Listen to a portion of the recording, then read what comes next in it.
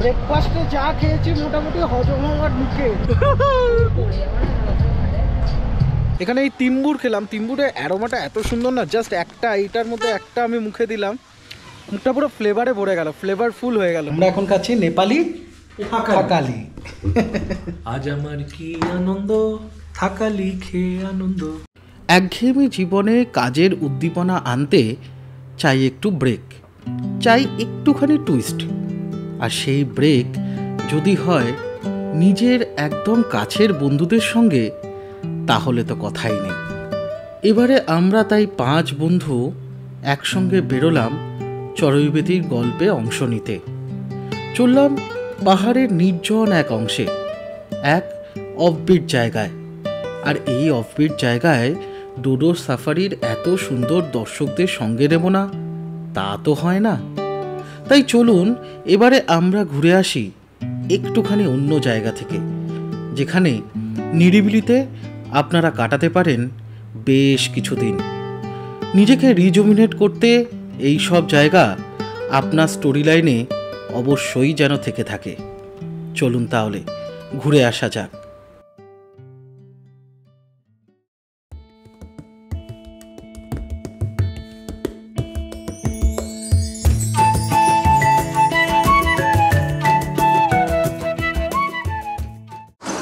Hello, welcome to Dodo Safari once second. আজকে আমরা বেরিয়েছি একটা রোদ ঝলমলে দিনে আবার গ্রুপে সবাই মিলে হই হই করতে করতে। এখন যাচ্ছি আমরা মিরিকের পথে। মিরিকের পথ দিয়ে আমরা যাব বিদেশ। বিদেশটা কোথায় আমরা বিদেশের মাটিতেই বলবো। তো এখন আমরা আছি পাংখাবাড়ি রুটে। এখানে আমরা ব্রেকফাস্ট করব। জাস্ট এনজেপি থেকে সবাই এলো গ্রুপে। কারা কারা এলো একবার দেখিয়ে দিই, আপনারা চেনেন সবাইকে। এই যে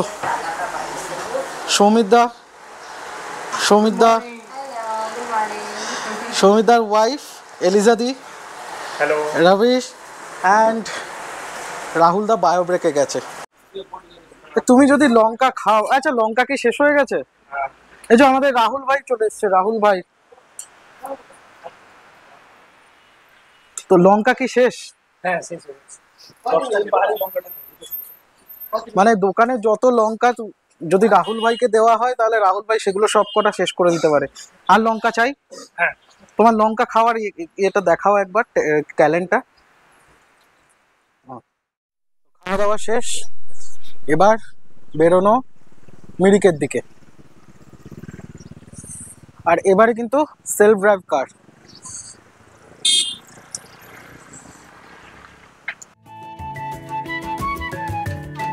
পাহাড়ের এক ডাকে সাড়া দিয়ে 5 বন্ধু একত্রে মিলিত হলাম।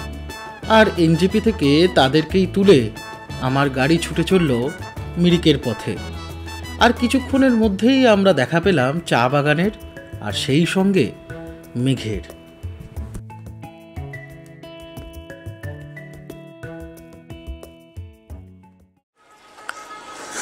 তো চলে এসেছি আমরা মিরিক লেকে।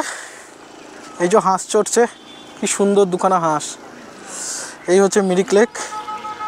সবাই এসে গেছে, ফটো তুলছে। তো এবার এখান থেকে আমরা যাব আরও উপরে সীমানার দিকে, পশুপতি মার্কেটে।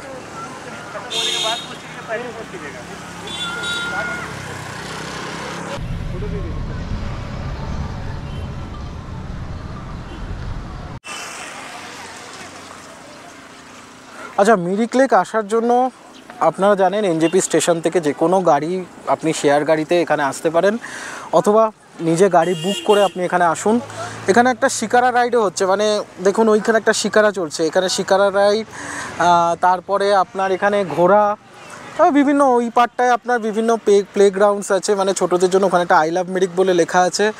আর সুন্দর জায়গা, আর টেম্পারেচার ওই 20 ডিগ্রির মতো। আর শহরাঞ্চলের থেকে একটুখানি ঠান্ডা, আর জায়গাটা অ্যাজ ইউজুয়াল খুব সুন্দর।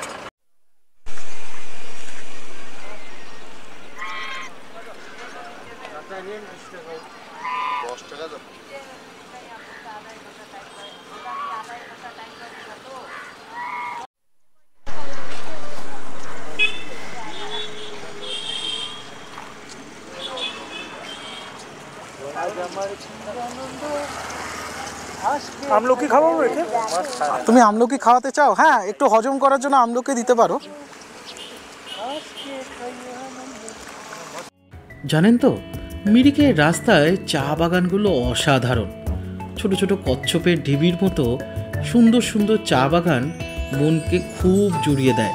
আর এসব জায়গায় ফটো তুললে ওয়াহ ওয়াহ, এই কমেন্টস বাধ্যতামূলক। গোলপাহাড় টি গার্ডেনকে পাশে রেখে আমরা তাই এগিয়ে চললাম পশুপতি মার্কেটের দিকে। মিরিকে এলে অবশ্যই গোলপাহাড়ে এসে একটু ছবি তুলবেন, খুব সুন্দর জায়গা। তো বিদেশ মানে চলে এসছি এখন নেপালে। জাস্ট আমরা এখান থেকে সমস্ত কিছু এন্ট্রি করলাম। এন্ট্রি করার জন্য বিশেষ কিছু নেই, জাস্ট আইডি, গাড়ি থাকলে গাড়ির আরসি। আমি আগেও বলেছি, আগের একটা ব্লগ ছিল কোন নামের জন্য, হ্যাঁ ড্রাইভিং লাইসেন্স মাস্ট। তো তারপরেই আমরা ঢুকে গেলাম নেপালে। এখন নেপালে কাস্টমস করতে হবে। কাস্টমস মানে একটা এখান থেকে কিছু দূর এগিয়ে গিয়ে আমাদের একটা করতে হবে, আর তারপর একটা বোধহয় রোড ট্যাক্স লাগবে। আমি যেতে যেতে সেটা বলছি। তো এখন আমরা নেপাল এনজয় করব। নেপালের কোথায় যাচ্ছি? নেপালের সাধুটার বলে একটা অফবিট জায়গা আছে, আমরা সেখানে যাব। তারপরে কন্নাম হয়ে, যেটা আগের ব্লগেও আপনারা দেখেছেন, এই সময় কন্নাম কেমন আছে সেটা একটা সারপ্রাইজিং ব্যাপার। তো সেই কন্নাম দেখে আমরা কাকারভিটা হয়ে তলা দিয়ে আমরা নকশালবাড়ি হয়ে শিলিগুড়ি ফিরব। পুরো ব্লগে আপনাদের থাকতে হবে, আর ডোডো সাফারির সঙ্গে ব্লগটাকে এনজয় করতে হবে। সঙ্গে থাকুন। নেপালের দুটো জায়গাতেই ঢুকলে আপনাকে দুটো জিনিস দিতে হবে। একটা হচ্ছে ভানসার ফ্রি, মানে হচ্ছে ওই কাস্টম ফি, আর একটা রোড পারমিট। ভানসার 450 টাকা প্রতিদিন, আর রোড পারমিট হচ্ছে 120 টাকা প্রতিদিন। এরকমভাবে আপনি ফিস দিয়ে নিজের গাড়ি নিয়ে অনায়াসে চলে আসতে পারেন নেপাল। একবার হ্যালো হ্যালো सलाद है ना, सलाद के साथ मिर्चा भी दे दिए। देसी चिकन है, ये देसी है ना जी। এই হচ্ছে আমাদের খাওয়া দাওয়ার এখন বহর। আমরা এখন খাচ্ছি নেপালি থাকালি। আজ আমার কি আনন্দ, থাকালি খেয়ে আনন্দ। इसे वो मीठा दे, बोले आपको मीठा दे दिया। খুব সুন্দর, একদম গরম গরম পরিবেশন। জাস্ট পশুপতি মার্কেট থেকে 1 কিলোমিটার এসছি। এখানে একটা সুন্দর হোটেল আছে, সীমা হোটেল, খুব সুন্দর খাওয়া দাওয়া। চিকেন খাবে তো? একটা জিনিস হচ্ছে তৃপ্তি করে খাওয়া।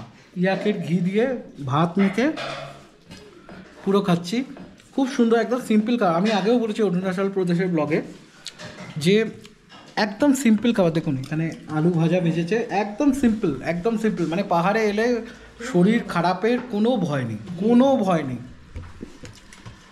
কেমন লাগছে সঙ্গীতদা? আপাতত তো নাইস, অল গুড। আমার খুব সুন্দর লেগেছে, খাবার খুবই টেস্টি। গ্রেট। তুমি বলো, এই চিকেনটা এত সুন্দর না, আমার যদি এটা খাওয়ার, আমি ভাত দিয়ে সব কিছু খেয়ে ফেলেছি, ভাত শেষ হয়ে গেছে, কিন্তু চিকেনটা অসাধারণ করেছেন দাদা আর দিদি। খুব সুন্দর রান্না। এখানে যদি আসেন পশুপতি মার্কেট থেকে জাস্ট 1 কিলোমিটার আসবেন, দেখবেন সীমা হোটেল পড়বে, এখানে আসুন, এখানে খান। খুব সুন্দর খাওয়া, খুব সুন্দর খাওয়া। 5 বন্ধুতে দিব্যি পেট পুজো সেরে এগিয়ে চললাম পশুপতিনগর ফিক্কাল রোড ধরে। কিছু দূর এগোতেই, অর্থাৎ পশুপতিনগর থেকে ওই 3 কিলোমিটার হবে, আপনি পাবেন একটি বুদ্ধ পার্ক। খুব সুন্দর জায়গা, বিশ্বাস করুন। কিন্তু আনফর্চুনেটলি এত মেঘ, আমরা এবারে সেই জায়গাটা এনজয় করতে পারলাম না। তবে আপনারা ওই অক্টোবর নভেম্বর মাস কিংবা জানুয়ারি ফেব্রুয়ারি নাগাদ এলে উপর থেকে একটা সুন্দর দৃশ্য দেখতে পাবেন। অবশ্যই আসুন এখানে। আচ্ছা, এবারে বলে দিই পার্সোনাল গাড়ি ছাড়া আপনি কিভাবে আসতে পারবেন নেপাল। শিলিগুড়ি থেকে আপনি অনায়াসে নেপালের জন্য গাড়ি পেয়ে যাবেন, তবে আপনাকে ভাড়া করতে হবে সেই গাড়ি। আর তাছাড়াও বর্ডার পেরিয়ে আপনি কিন্তু শেয়ার গাড়ি পেয়ে যাবেন। বিভিন্ন জায়গা যাচ্ছে সেখান থেকে শেয়ার গাড়ি। পশুপতিনগর মার্কেট ছেড়ে আপনি একটা বাস স্ট্যান্ডও পাবেন, সেখান থেকে আপনি কাঠমান্ডু সহ বিভিন্ন জায়গার বাস আপনি পেয়ে যাবেন। তবে একথা আপনাকে হলফ করে বলতে পারি, আমাদের প্রতিবেশী দেশের প্রাকৃতিক সৌন্দর্য অসাধারণ। শুধুমাত্র কাঠমান্ডু, পোখরা এসব জায়গাও নয়, আমরা যে জায়গায় যাচ্ছি অর্থাৎ ইস্ট নেপাল, এখানকার প্রকৃতিও অসাধারণ। আর শিলিগুড়ি থেকে একদম কাছে, আপনারা চলে আসতে পারেন। মাইখোলা নদীর ওপর বেশ কিছুক্ষণ দাঁড়িয়ে রইলাম। নেপালটা কত পরিষ্কার তা এই রকম অভ্যেসগুলো দেখলেই কিন্তু বোঝা যায়। মাইখোলা নদী পেরিয়েই পাশের পাহাড়টিতে চড়তেই আমরা পৌঁছে গেলাম ইলাম শহরে। ইলাম এখানকার খুব বড় শহর। তখন বাজে কিন্তু 5:30, আর সূর্যিমামা অস্তাচলে। আমরা একটু দাঁড়িয়ে পড়লাম, সেই দৃশ্যটাকে একটু উপভোগ করলাম।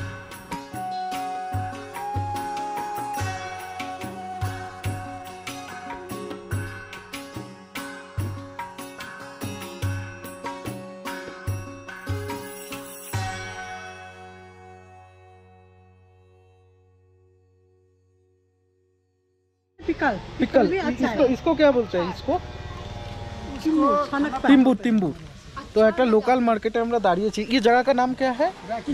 इलम ইলাম। ইলাম में है राखी রাক্কি। রাক্কি, আচ্ছা। এখানে এই তিম্বুর খেলাম। তিম্বুরের অ্যারোমাটা এত সুন্দর না, জাস্ট একটা এইটার মধ্যে একটা আমি মুখে দিলাম, মুখটা পুরো ফ্লেভারে ভরে গেল, ফ্লেভারফুল হয়ে গেল মুখটা, দারুণ। আর অনেক কিছু লোকাল মার্কেট, লোকাল জিনিস আছে দেখুন। ये लाल लाल क्या है? এই তিম্বুরটা খেয়ে মুখের মধ্যে একটা অসাধারণ একটা ফ্লেভারফুল হয়ে গেল বেসিক্যালি। মানে প্রথমে কিছু বুঝলাম না, তারপরে হঠাৎ করে একটা টকের ফ্লেভার চলে এলো। অসাধারণ লাগছে এখন মুখটা। আমি নিলাম ওইটাই একটুখানি প্যাকেটে ভরে নিলাম। ये कितना? ये 3 দিয়ে দিচ্ছে। এখানকার লোকেরা এত সুন্দর, আমি তো এখান থেকে এতগুলো বাজার করলাম, মানে সে লোকাল টমেটো থেকে শুরু করে সব কিছু। খুব সুন্দর লোকেদের ব্যবহার, খুব সুন্দর, মানে এত আতিথেয়তা, এত সুন্দর আতিথেয়তা, সত্যি ভোলার নয়। পাহাড়ে গেলে সব পাহাড়ে গেলেই সব লোকের খুব সুন্দর ব্যবহার পাওয়া যায়, যেটা এখানেও পেলাম। এখন বাজে হচ্ছে 7টা। দেখুন মোটামুটি দোকান বন্ধ হতে চলেছে,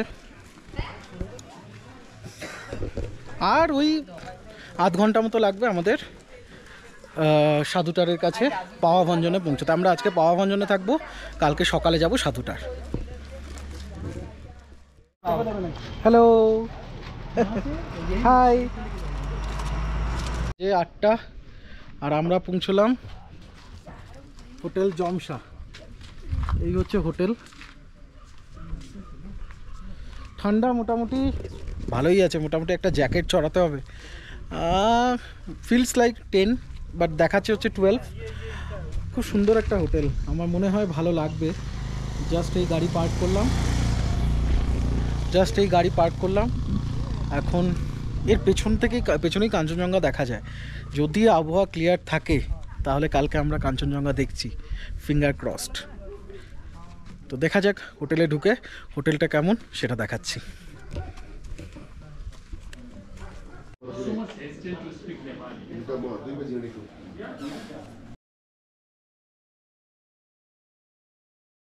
এখানে স্প্লিট বেড আছে, এটা আমরা শুতে পারবো। এই হচ্ছে রুম,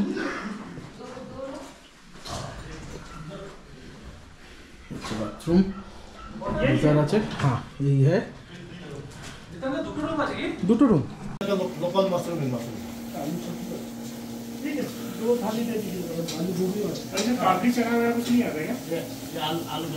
একটু ফাঁকা আছে, মুখটা বাদ দিয়ে।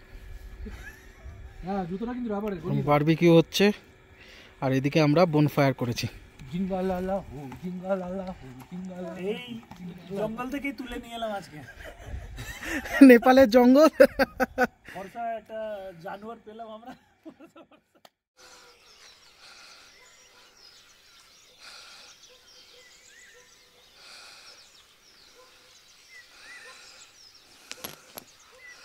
Good morning, welcome to Dodo Safari once again. এখন বাজে সকাল 5টা, ভোর 5টা। আমরা চলে এসেছি এই জমশা হোটেলের ছাদে। তো এখান থেকে হালকা কাঞ্চনজঙ্ঘা এখন দেখা যাচ্ছে, যদিও বা একটু মেঘের পরিমাণটাই বেশি। তাও হালকা কাঞ্চনজঙ্ঘা দেখা যাচ্ছে। দেখি সানরাইজের সাথে সাথে কাঞ্চনজঙ্ঘার রূপ আমরা দেখতে পাই কি না। আর চারদিকটা খুব সুন্দর, খুব সুন্দর। এই ছাদের ওপর থেকে চারদিকটা খুব সুন্দর লাগে। ওইখানে একটা ভিউ পয়েন্টও রয়েছে, আপনি ওইখানে উঠে গিয়ে ওখান থেকেও আপনারা দেখতে পারবেন। এই দিকটা হচ্ছে এভারেস্ট, এই দিকটা এভারেস্ট রেঞ্জটা দেখা যায়, আর এই দিকটা দেখা যায় কাঞ্চনজঙ্ঘা রেঞ্জ, আর পেছন দিকে ভ্যালি। খুব সুন্দর একটা লোকেশন এই পাওয়াভাঞ্জন, আর জায়গাটা খুব সুন্দর। মানে এখানে এই হোটেলে থাকলে আপনি নেচারকে খুব কাছ থেকে অনুভব করতে পারবেন, খুব সুন্দর লাগবে।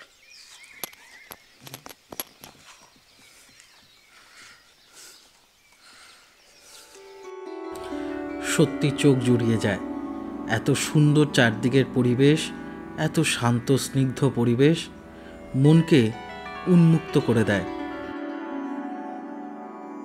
তখন যে ওই ভিউ পয়েন্টের কথাটা বললাম, কিছুক্ষণ পরে আমরা চলে এলাম সেই ভিউ পয়েন্টে।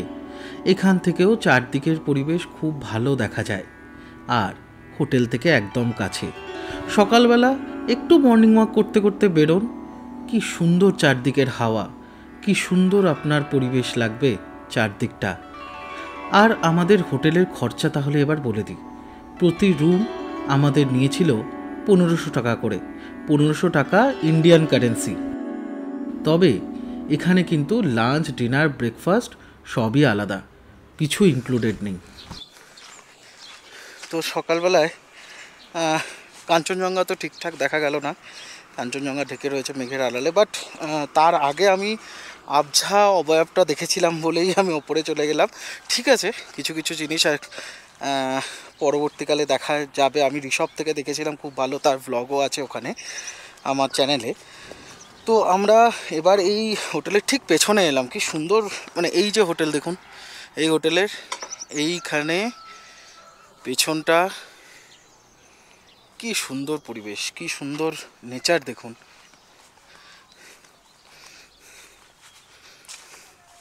খুব সুন্দর চাষ হয়েছে চারদিকে, ধাপ চাষ, আর সেই সঙ্গে এই ভ্যালি, এর সৌন্দর্য অবর্ণনীয়। আমরা যাব ঠিক এই পাহাড়ের মাথায়, ওই যে একটা লাল ছাদওয়ালা বাড়ি দেখা যাচ্ছে, ওইখানেই আমরা যাব। ওটাই হলো সাধুটা। আর এইসব জায়গায় এলে কি সুন্দর লাগে, তাই না? মানে জিনিসটা পুরো পুরো নেচারটা যেন শান্ত, মনটাকেও শান্ত করে, আর একটা নতুন এক্সপিরিয়েন্স নিয়ে আমাদের নতুন উদ্যমে কাজে আবার যোগ দিতে উৎসাহই দেয়। খুব সুন্দর লাগছে, খুব সুন্দর লাগছে। এখানে ছুটি নিয়ে আসুন, 1-2 দিনের জন্য ছুটি কাটানোর জন্য। হয়তো দেখার মতো তেমন কিছু নেই, কিন্তু এই গ্রাম, এই গ্রামের মধ্যে হাঁটা, গ্রামের মধ্যে এইসব লোকজনের সঙ্গে কথা বলা, মার্কেটিং করা, লোকাল ফুড খাওয়া, এগুলোও একটা এক্সপ্লোরেশনের অঙ্গ। তাই জন্য এখানে এসে ছুটি কাটান, অবশ্যই ছুটি কাটান, এই হোটেলে থাকুন। হয়তো 2 দিন না হলে 1 দিন অন্তত কমসে কম আসুন, 1 দিন এখানে ছুটি কাটান, সবাই মিলে এখানে ছুটি কাটান, আর এই পরিবেশ অনুভব করুন।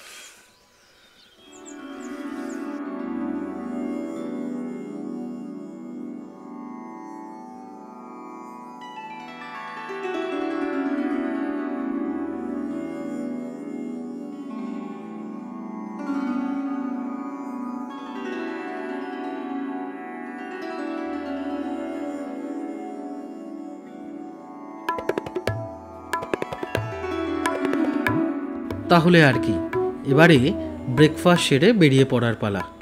আর আমি নিয়েছিলাম চিকেন থুকপা, অসাধারণ টেস্টি ছিল, খুব সুন্দর।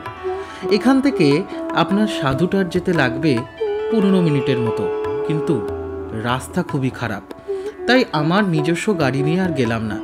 এখান থেকে একটা গাড়ি ভাড়া করলাম, আমাদের নিল 1200 টাকা, 1200 টাকা ইন্ডিয়ান কারেন্সি। হোটেল থেকেই এই গাড়ি ঠিক করে দিয়েছিল।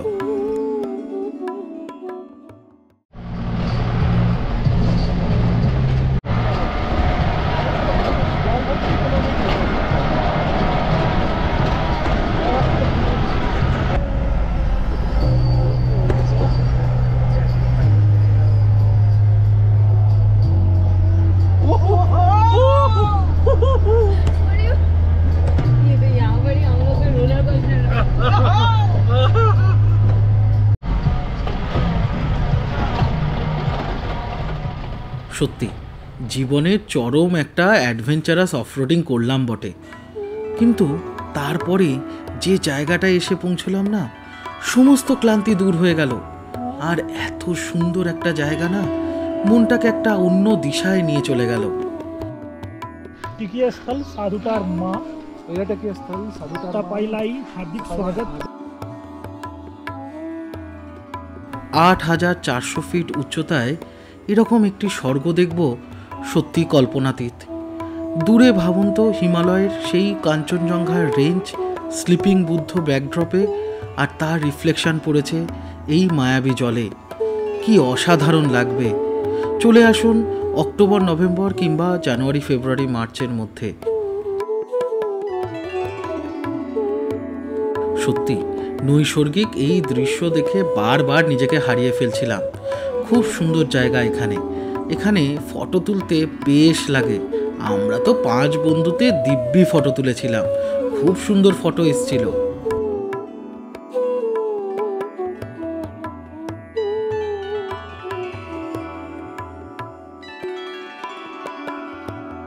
আর একটা রাস্তা বলে দিই, বর্ডার থেকে আপনি শেয়ার গাড়িতে চলে আসুন ইলাম। ইলাম থেকে আপনি আবার গাড়ি পেয়ে যাবেন পাওয়াভঞ্জন অবধি।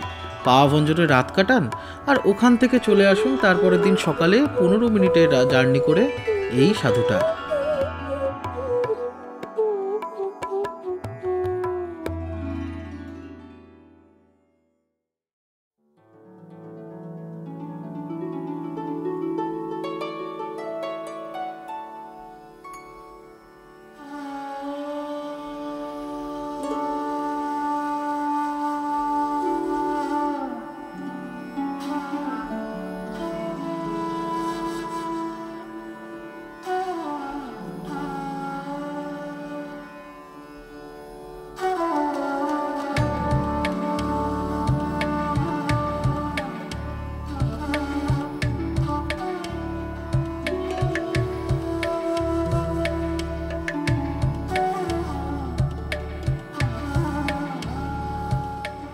সাধুটার দেখে ফিরে এসে হোটেলে চেক আউট করে আমরা বেরিয়ে পড়লাম করনামের পথে, পাওয়াভঞ্জনকে বিদায় জানিয়ে। খুব সুন্দর লাগলো এই পাওয়াভঞ্জন আর সাধুটা। পথে একবার ঢু মারলাম ইলামে। ইলামের বাজারপত্র আর নগরটাকে একটুখানি চোখে দেখতে। খুব সাজানো একটা সুন্দর নগর, কি সুন্দর রাস্তা দেখুন। আর এখানকার বাজার খুবই সুন্দর। এখানে আপনি নিত্য প্রয়োজনীয় সমস্ত জিনিস পেয়ে যেতে পারেন। যদি মনে করেন ইলাম থেকে আপনি বাজার করে পাওয়াভঞ্জন যাবেন, আপনি তাও যেতে পারেন। রাত্রির ওই 9টা নাগাদ আমরা পৌঁছে গেছিলাম করনামে। প্রচণ্ড মেঘ ছিল। আর এখানে রাতে করেছিলাম বারবিকিউ। এখানকার বারবিকিউটা কেমন জানেন তো? আপনাকে কিন্তু মাংসটাকে ম্যারিনেট করে আপনাকে দিয়ে দেবে, আপনাকে নিজেই আগুনে সেঁকতে হবে। বেশ কিন্তু মজাদার। আর এই হলো আমাদের হোটেল। হোটেলের বাইরেটা অসাধারণ, একটা চা বাগানের মধ্যে সুন্দর এই জায়গা। উইকেন্ডে এলে এখানে খুব জমজমাট হয়। এখানকার হোটেলের ভাড়া 1500 টাকা প্রতি রাত। 2 জায়গারই হোটেলের ডিটেলস আমি ডেসক্রিপশন বক্সে দিয়ে দেবো, আপনারা যোগাযোগ করে অবশ্যই আসবেন।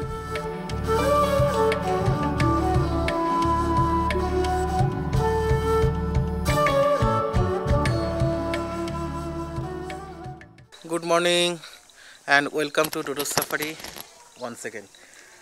আজকে আমরা ছিলাম, মানে কালকে রাতে আমরা এসেছিলাম করনাম। করনামের এই ছিল আমাদের হোটেল।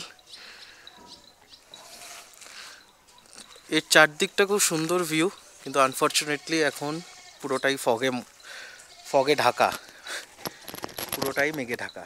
তো আজকে আমরা এখান থেকে বেরোবো, যাব হচ্ছে শ্রীয়ন্তু বলে একটা জায়গায়। শ্রীয়ন্তু দেখে আমরা আবার করনাম ফিরবো। করনামের ভিউ পয়েন্ট দেখে আমরা ফিরে যাব শিলিগুড়ি। চারদিকটা খুব সুন্দর। কালকে রাতে এইখানে আমরা বারবিকিউ করেছিলাম, খুব সুন্দর। এদের অ্যারেঞ্জমেন্ট খুব সুন্দর, সার্ভিস খুব ভালো। রুম 1500 টাকা, কিন্তু অ্যামেনিটিস অতটা বেশি নেই, বাট ঠিক আছে, ঠিকঠাক, মানে একদিনের 1 রাত কাটানোর জন্য খুবই ভালো। আর ইনি আমাদের কালকে রাতের বেলা প্রচুর সঙ্গ দিয়েছেন। হ্যালো হ্যালো, এখন বোধহয় মুড নেই। হ্যালো, আচ্ছা যাই হোক, যদি মুডে চলে আসে তাহলে আমাদের বিপদ। ঠিক আছে, এখন একটুখানি রেস্ট নিক। এদিকে রাহুল দা, রবিশ ভাইয়া সবাই ফটো তুলছে, আমরা জাস্ট চেক আউট করবো ব্রেকফাস্ট খেয়ে। এখন বাজে 11টা, আমাদের একটু লেট হয়ে গেল বেরোতে বেরোতে, তো দেখা যাক কতটা কি কভার করা যায়। আর এই যে আমাদের রথ খুব সার্ভিস দিয়েছে, লং ড্রাইভ, এখন জাস্ট রেস্ট নিচ্ছে, এরপরে আবার ছুটবে। চারদিকটা আমার খুব ভালো লেগেছে। এই রে, হ্যাঁ সকাল হয়ে গেছে তো।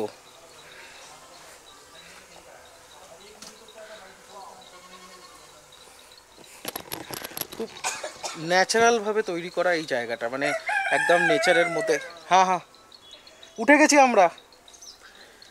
খুব ন্যাচারালভাবে তৈরি করা এই জায়গাটা, একদম নেচারের মধ্যে। আপনি যদি সকালবেলা এদিকটা দেখেন, এদিকে পুরো চা বাগান, এর পেছনেও চা বাগান। এনাদের খাওয়া দাওয়া কিন্তু সত্যি সুন্দর, মানে নেপালে আমি সব জায়গায় দেখেছি খাওয়া দাওয়া কিন্তু খুব সুন্দর। এই যে সঙ্গীতা চলে এসছে, টেস্টি খাবার, দাদি সবাই একসঙ্গে বসেছি। আর এই হচ্ছে এনাদের রেসিপি, এটা হচ্ছে কিচেন। আর একটা জিনিস দেখাচ্ছি, দেখুন।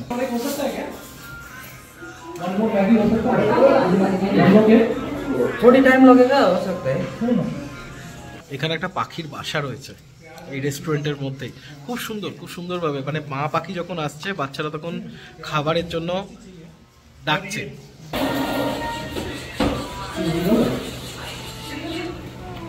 কন্নাম থেকে আমরা চললাম এবার শ্রীয়ন্তুর পথে। কন্নাম থেকে পশুপতি নগরের দিকে কিছুটা যেতে গেলেই আপনি ডান হাতে পাবেন এই শ্রীয়ন্তুর রাস্তা। খুব সুন্দর রাস্তা, ড্রাইভ করতে একদম প্রবলেম হয়নি। আর একটুখানি নিচে নামতেই মেঘের আস্তরণ একটু পাতলা হলো, আর তখন কন্নামের আসল রূপ আমাদের চোখের সামনে বেরিয়ে এলো। কি সুন্দর জায়গা, শুধু একবার দেখুন। কন্নামের আরও একটি ভ্লগ আমার চ্যানেলে রয়েছে, সেটাও পারলে দেখে নেবেন। তখন কিন্তু আকাশ ছিল পরিষ্কার আর খুব সুন্দর লেগেছিল কন্নাম। এবারে আমাদের ভাগ্য একটু খারাপ, ঠিক আছে, নেচারের মতোই, তাই আমাদের কখনো সারপ্রাইজ দেয়, কখনো বা একটু আড়ালে রেখে দেয় নিজেকে।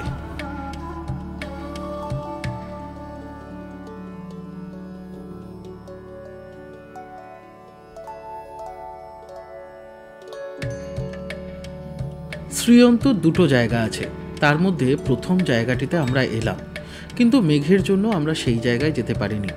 জায়গাটি হলো সানরাইজ পয়েন্ট। এখানে একটা সুন্দর টাওয়ার আছে, জঙ্গলের মধ্যে এই সুন্দর টাওয়ারটি খুব ভালো লাগে। আর সকালবেলা এসে এখান থেকে সানরাইজ দেখার অভিজ্ঞতা অনবদ্য। আপনারা এলে অবশ্যই ট্রাই করুন এই টাওয়ারে উঠে সানরাইজ দেখার এক্সপিরিয়েন্স। সানরাইজ টাওয়ার থেকে মিনিট 7 দূরে এই শ্রীয়ন্তু লেক অবস্থিত। খুব সুন্দর জায়গা, কিন্তু মেঘে ঢাকা আছে। এখানে বোটিংয়ের ব্যবস্থা রয়েছে 50 টাকা প্রতি ঘন্টা প্রতি জন। এখানে আপনি খুব ভালোভাবে নেচারটাকে উপভোগ করতে পারবেন। একটা ছোট্ট লেক, চারপাশে খুব সুন্দর পাইন গাছ এবং চা বাগান। চলে আসুন এখানে।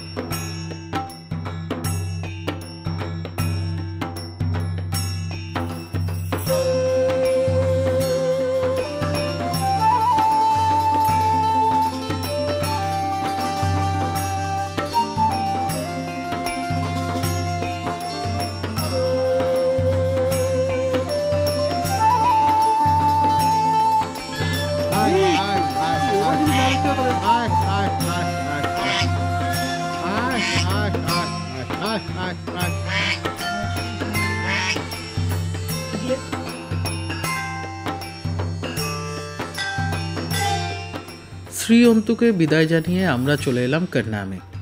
এই হলো কন্নাম ভিউ পয়েন্ট। দু সাইডে সুবিশাল চা বাগান, আগের ব্লগে আমি দেখিয়েছি সেটা। আর এই কন্নামকে বলা হয় পূর্ব নেপালের রানী।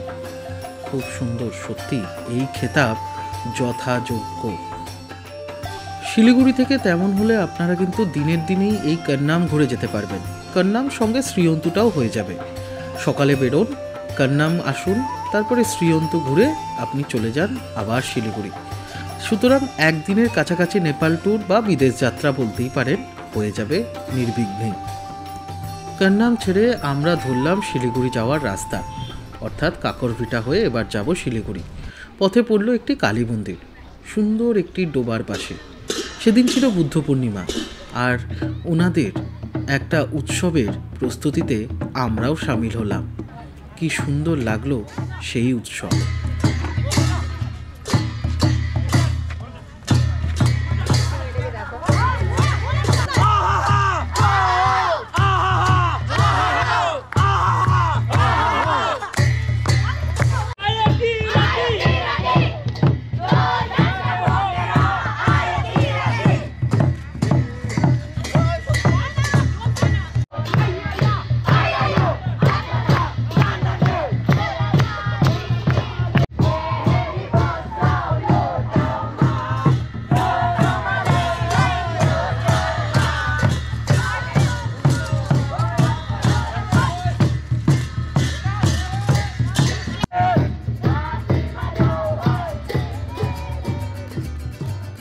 এই ছিল আমাদের প্রতিবেশী দেশকে ঘোরার গল্প।